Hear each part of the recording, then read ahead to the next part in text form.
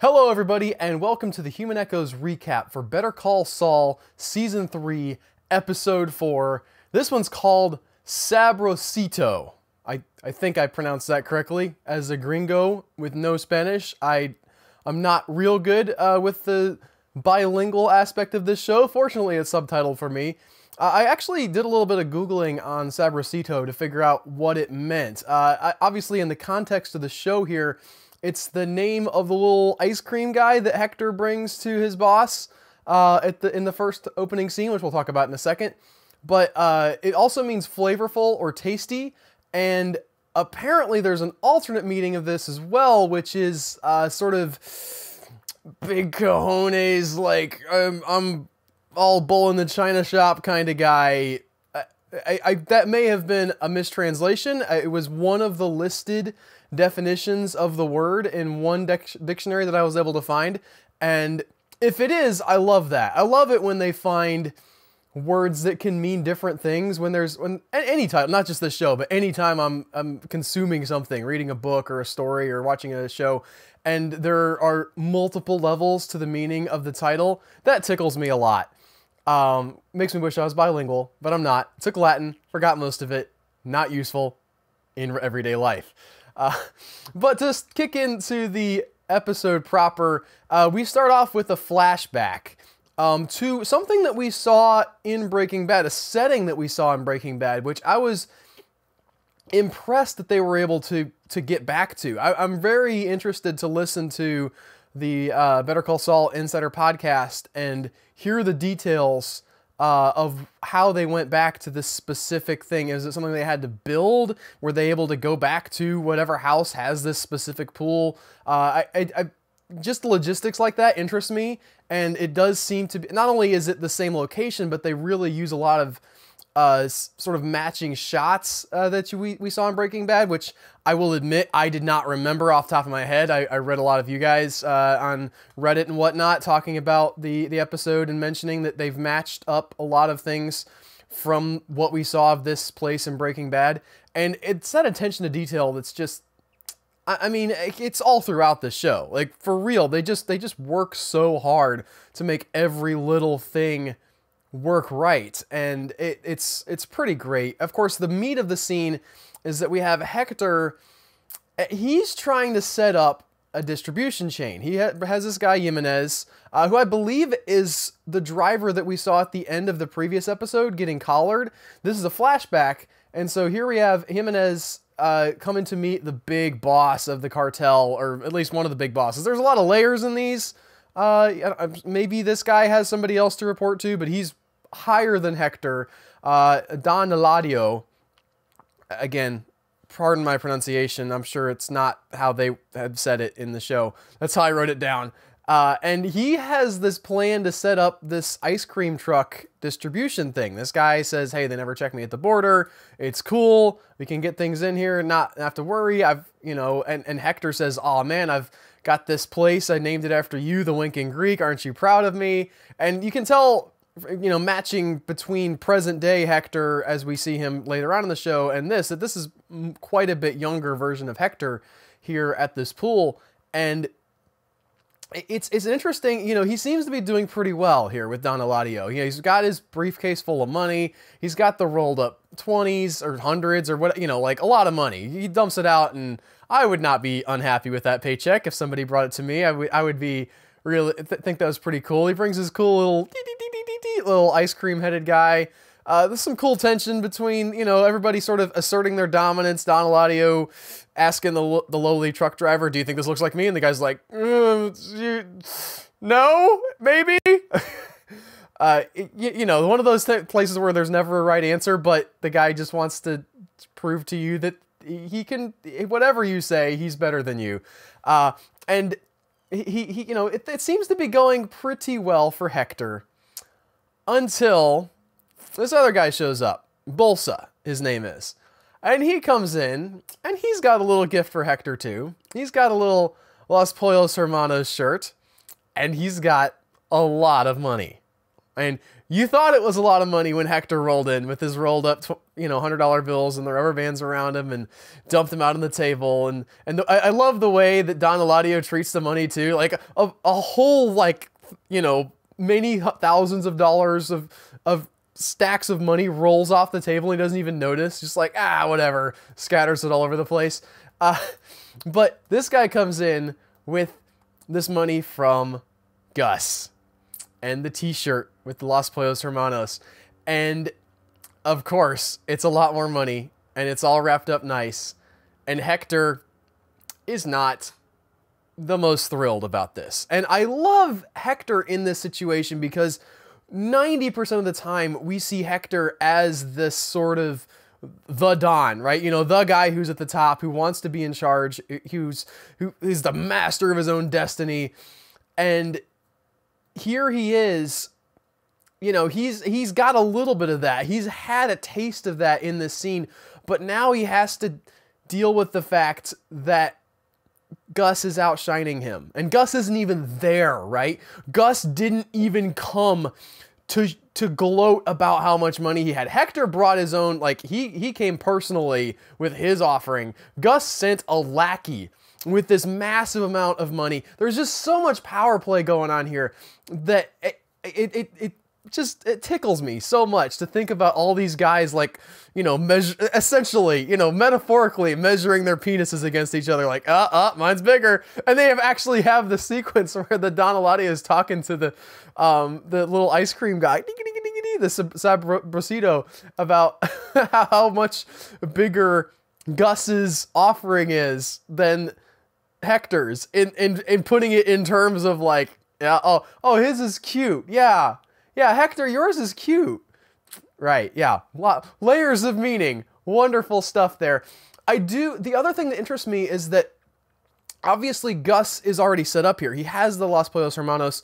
We know from Breaking Bad that it took some convincing for them to accept him as, a meth distributor. And we also know that as backstory, and I looked this up because I did not remember, Gus's partner, the brother of the Chicken Brothers, as the Pollos Hermanos means, that he had been killed by Hector. Gus has a vendetta against Hector, and at this point in the flashback, I think he's already gone. So Gus is already playing this very long game, trying to get Hector off the board, and I love all of that, and I love that Hector is trying to usurp Gus. He sees that Gus has this small business ownership thing, the distribution there with the trucks and the chicken, and he says, I can get on, no problem, I'll get in on that. I'll buy an ice cream shop. We've got this ice cream truck. We don't need this, Los Pollos Hermanos guy. We keep it in the family, right, Don Eladio? And of course, Gus crushes him with this giant, amount of money. And we see going forward that Hector still has all of this stuff in place, but Gus is going to be working to undermine him, and he's lost a big piece of the pie to Gus.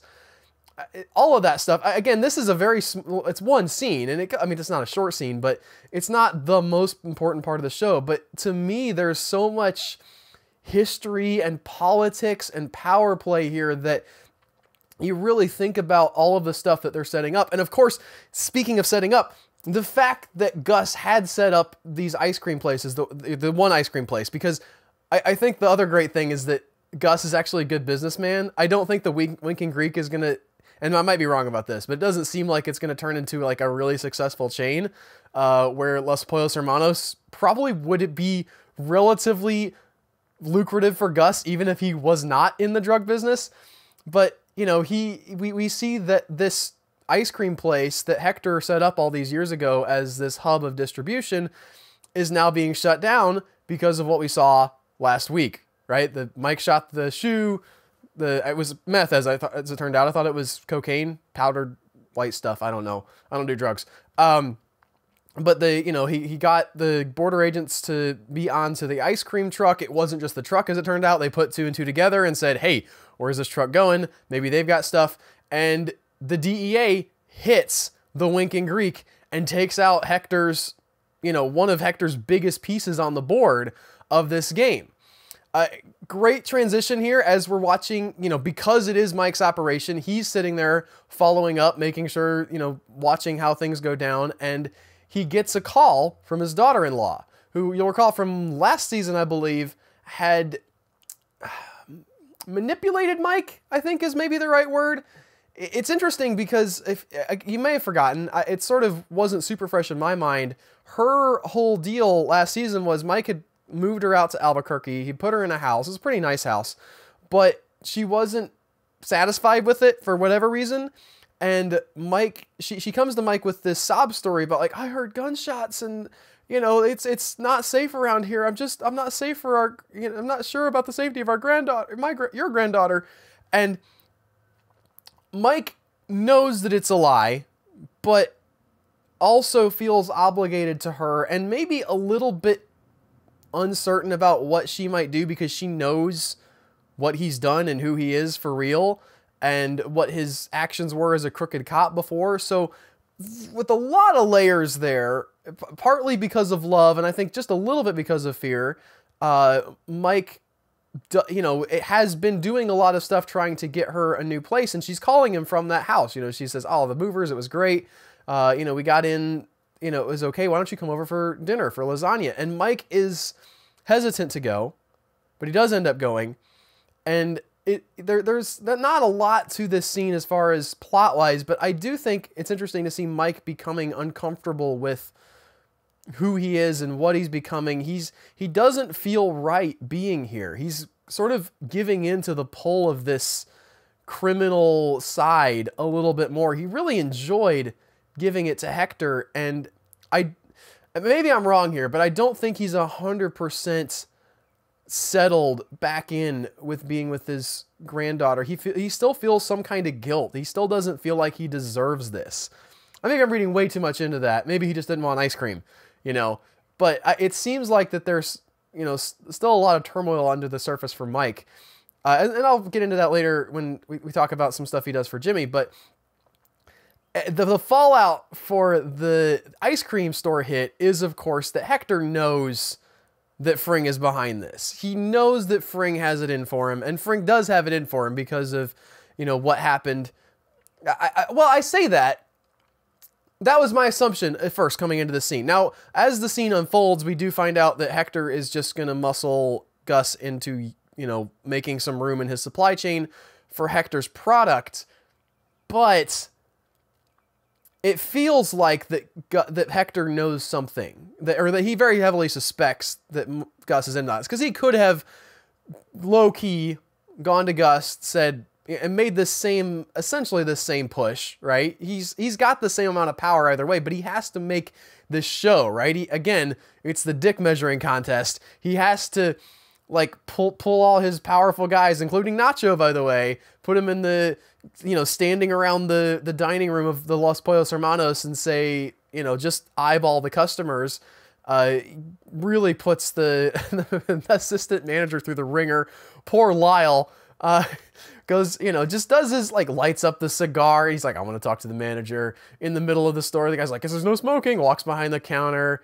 You can tell that it's really, I mean, he's very well versed in the school of intimidation, and that's all that really happens here, is just that he intimidates. But the tension in this scene is beautifully played out, and of course, you know, they do call Gus, and Gus is in the middle of receiving one of his many awards from the local police department, whom they all love him dearly. They couldn't imagine anything bad that he would ever do, which is, of course, very handy for him. He's at the fire department receiving some kind of award or giving off some kind of, you know, he's a philanthropist. He's very much involved in the community. He's got the sort of keep people happy and they won't ask too many questions thing going on. And he gets this call and, you know, goes to the Pollos. And by that time, all the customers have left. And the employees are just sort of rounded up, sitting looking like hostages. Nobody's holding a gun. At least nobody's shown anybody a gun, but you can just tell that, like, guns could happen at any point, and they're very nervous about that. Gus shows up, tells them all to go home, talks to Hector. Hector is throwing his weight around again. You know, he's got his feet up on Gus's desk. He's picking the dirt out of his boots with his knife right on top of Gus's paperwork, and he's, you know, again says, listen, you're gonna be my supply chain. And Gus objects, but ultimately it looks like he loses. It looks like Gus has been had here and that he's gonna have to kowtow to Hector. Except when Hector leaves, Gus does his little shot into the wastebasket, and there is something about the way he acts there, and great to the other stuff he says later on, but even in that one scene, you could tell he didn't lose this fight. He is not out of where he wants to be. He has Hector exactly where he wants him, and it's the first time in this episode this happens. It happens again at the end, where we see a character look like they lost, but then we get some indication that actually, according to their plans that we don't know yet, they done won. Moving on to Mike again, he refuses to take Gus's money, and I think that Mike is still is working out what kind of man he wants to be still. Like last season, it was all about whether he's going to kill or not, and he eventually had gone to that place where he was willing to kill, but now, and he didn't end up killing Hector, I would like to point out, but he was at that point where he was going to pull that trigger if he had the chance. And now he's getting paid for this work that he's done. That's been immensely helpful to Gus in some way or another, as Gus points out later, but he doesn't take the money. And I think that Mike is struggling with whether he wants to do things for himself, for the money, like where is his loyalty at? And he could use the money. Like he got some money from Nacho last time for helping out with getting, I think it was Tuco behind bars and sort of helping out with that. But he's not wealthy, and he's got a lot of responsibilities that he needs to take care of. But he throws the money back and says, "No, I'm not taking it." And of course, Gus's henchman, the guy who ends up getting killed in Breaking Bad, cool to see him back, by the way. So he's like, "All right," and drives off. And the next scene is Gus coming back to work, and here is Gus doing something that I don't think we saw a lot of in Breaking Bad. We saw some of it. He was a very measured, menacing person, but in this season, I think both with Mike in the previous episode and now with his workers, we see Gus as someone who is able to push people's buttons, not in a really overt way, but a very subtle manipulator. In the last episode, Gus saw that Mike was a man who had some kind of code, and he realized that he can use that code to get Mike to do what he needed him to do. That Mike, that if he could identify with Mike as this person that has a higher moral standard, even though he is a crook, he wants to be a good guy crook, for lack of a better word, that he would be able to get him to take this action against Hector. And here he is coming back to his employees, and he does the sort of obvious thing, right? He offers them money. Not like, here's some money, guys, be quiet, but everybody's going to get paid, grief counseling if you need it, 24 hours pay, because, hey, I know that it sucks that you guys, he really feels like a good boss here. But then, they ask the inevitable question, which he had to know they were going to ask: who were those guys? Why were they here? And he spins out this amazing story about the first Los Pollos Hermanos and how these guys came in and thought they could muscle him out, and really, that there was that culture of paying people off and being in with our cartels back then, but now he's not going to do that anymore. He's above that. This is America, baby, and we don't have to stand up for that. And really gets them jazzed. He doesn't go quite that far, but he really gets these guys jazzed to be have been a part of this sticking up for the right thing in America, and we're not going to take those bullies around here.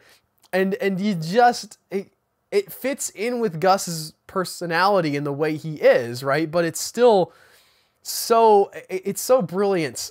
And I think a new side of him that really I don't remember as much of from Breaking Bad. We knew that he was calm and measured and very careful, but here we see him playing people like a fiddle.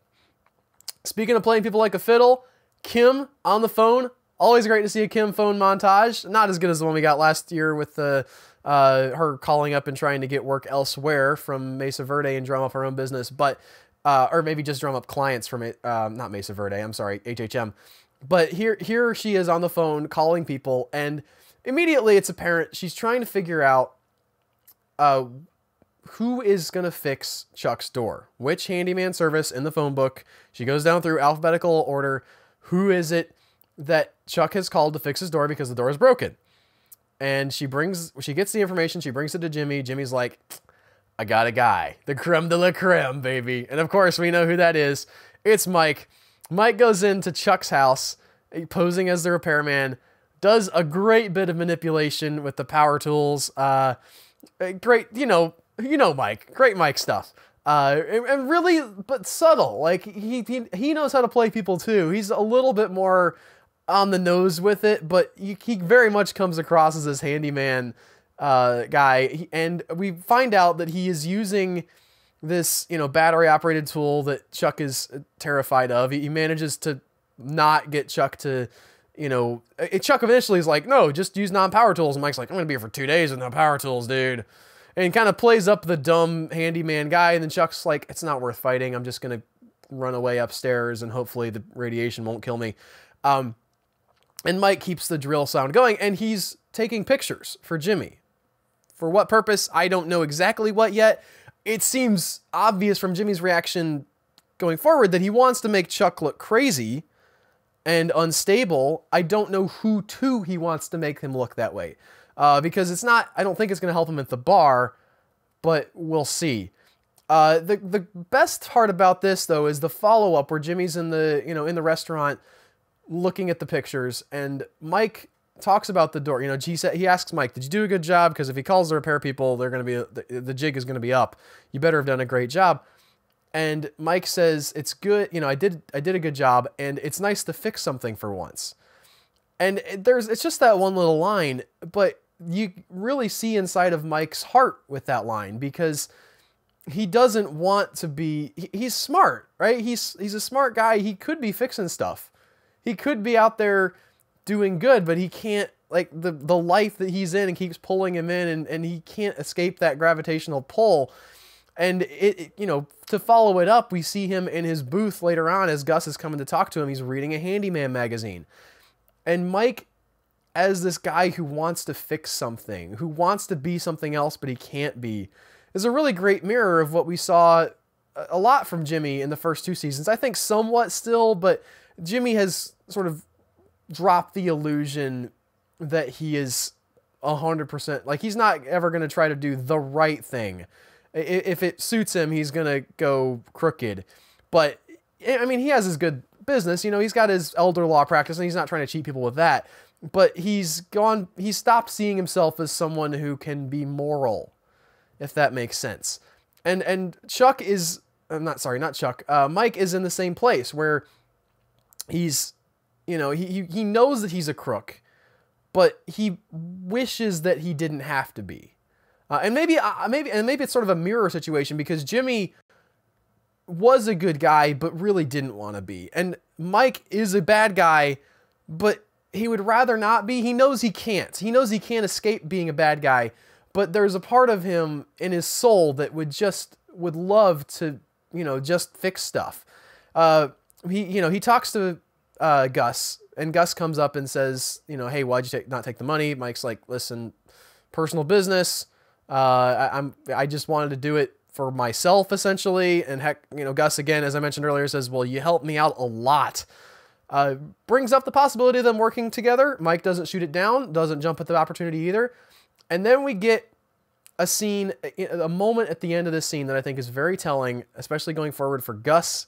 And I think Gus is going to be a much bigger player in this series going forward, because he says to Mike, I didn't let you shoot him. Mike asks, why not let me shoot him? Because clearly Gus is fine hurting Hector a lot.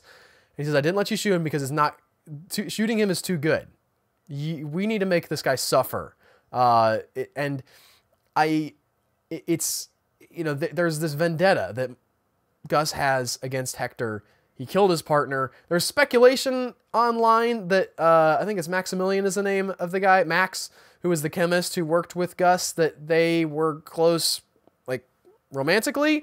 There's no confirmation or denial one way or the other, but whatever situation, like, it meant a lot that he meant something to Gus.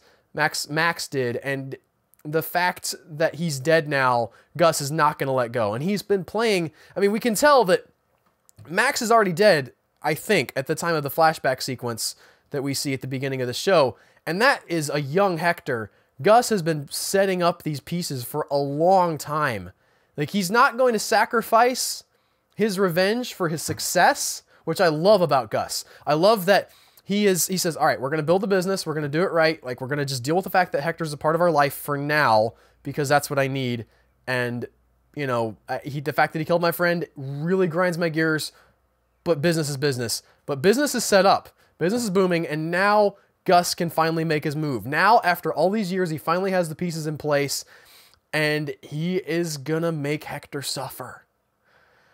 And we finally come to the Jimmy part of this episode, which by the way, Better Call Saul, very light on the Saul stuff, Jimmy, but you know what I mean.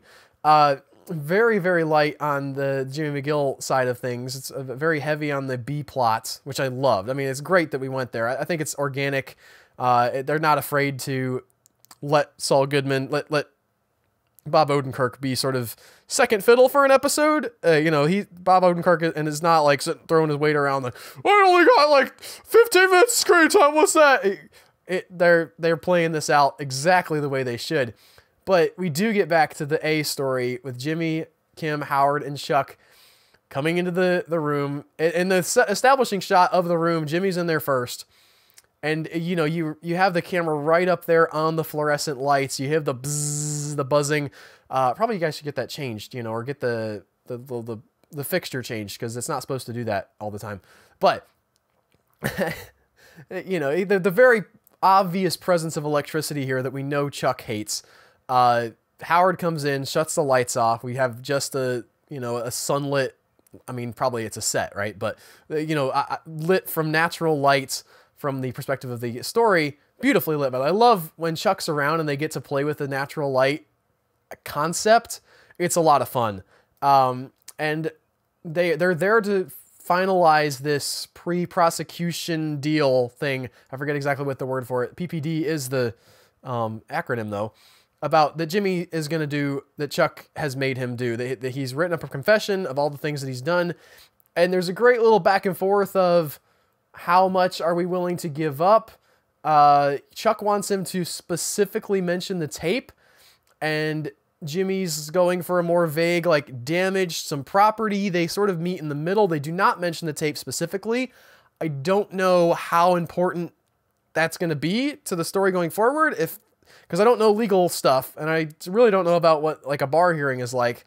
But there's a character dynamic here that I really enjoyed too, with this woman Haig, who we saw in the previous episode, where she shows up and talks to Chuck about, you know, his options, and he plays her. You know, everybody playing everybody in this show, but he plays her and sort of points her in the direction he wants her to go, and you see that she's really taken to Chuck. That she's on his side here, and Jimmy and Kim kind of get this sidelong glance, like, why is she so nice to him? You know, she has this whole thing about like, oh, it's so great that you're able to be out, and they got the lights turned off. That's good that you're able to be comfortable here. It has this anecdote about her aunts and how the choir bothered her and stuff. And it all culminates in her doing something a little bit beyond what Jimmy was expecting.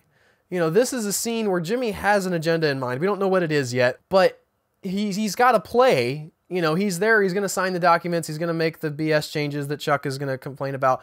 But he gets thrown this curveball because she says, listen, the confession is fine, but this is not... I want you to show some real remorse. I want you to look your brother in the eye and apologize. And that apology was, I think, not expected by Jimmy. And he has to do this. He has to, especially if he doesn't follow through and get this deal that he wants, he has to look at Chuck and say some words that sound like an apology, even though he's eaten up with anger and just he can't stand what Chuck has done to him. And he manages to turn it on its head a little bit. He manages to make it sound like real remorse, but still put in the thing about a brother wouldn't do that to his, like, shouldn't do that to his brother. He's clearly aiming those words back at Chuck and saying, you shouldn't have done this to me, you piece of crap. And I loved that he was put in that situation, because otherwise this scene could have just been, you know, set up and preparation and all that stuff. But to bring in that moment of character adds another layer there, that even though Jimmy's still going to get what he wants, as we see at the end of the episode, he has to go through something and has to deal with something that he wasn't expecting. And it really is effective. After the meeting, Kim goes to Chuck and Howard and sort of tries to work out. We don't know what they're doing. I don't know what she's setting up. You know, she says to them, listen, yeah, I know that you have a copy, and they admit to it. And she says, I'm going to try to stop them from getting from getting admitted. And Chuck says, well, the bar has much lower standard of evidence, so probably it's going to get admitted anyway. Good luck with everything. And it looks, again, here we come again with, it looks like our heroes have lost, right? Well, Gus might not be our hero, but a character has lost. It looks like they've not been able to get what they want, except after she leaves them, goes back to Jimmy's, pacing around waiting for her. They seem like they've got something. It looked like they lost, but they're setting up a win. And that's how we end. We end with her saying bingo. They walk out of the courtroom and we roll credits. We're almost halfway through this season, and it really feels like a good halfway point. It was great to see Jimmy and Chuck face off a little bit. Not to the extent that I want. I'm hoping that we really get some more down and dirty mudslinging lawyer type stuff as we get to the bar hearing. But for now, we're doing real good with we're preluding that little fight with this little tiff here. A lot of great stuff with Gus. Gus is really, I would say, the star of this episode, and his even in scenes where he's not there, his presence is felt, right? The prelude, the scene with the money with Mike at his granddaughter's house. He's got all of this other stuff on his mind, and Gus is starting to invade Mike's world, and I'm really looking forward to what his arc is going to be. Obviously, something happens to Hector, right? By the time we get to Hector in Breaking Bad, he's stuck in a wheelchair, and he's essentially unable to care for himself. Really humiliating, I would imagine, for someone like Hector. And of course, as we ultimately know from Breaking Bad, Hector does ultimately get his revenge. But it's cool to see in this arc of the story, Gus setting up his revenge. And that is the element of the story that I am now most excited about. Like, I'm excited to see Chuck and Jimmy face off, but Gus versus Hector is my #1 jam at this moment. Really looking forward to seeing how all that shapes up. I think that is going to a major part of that's going to play out this season. I don't know if we're going to get Hector in the wheelchair this season, although I definitely wouldn't rule it out. But we're escalating towards that. We're going to see more of how these different plans are going to play out, and I, for one, cannot wait. As always, love your comments. Drop them under the video. Let me know what you thought. I try to respond to as many as I can, and I love hearing what you guys think. By the way, last week, total bonehead me did not pick up on the fact that the opening scene was, in fact, a flash forward.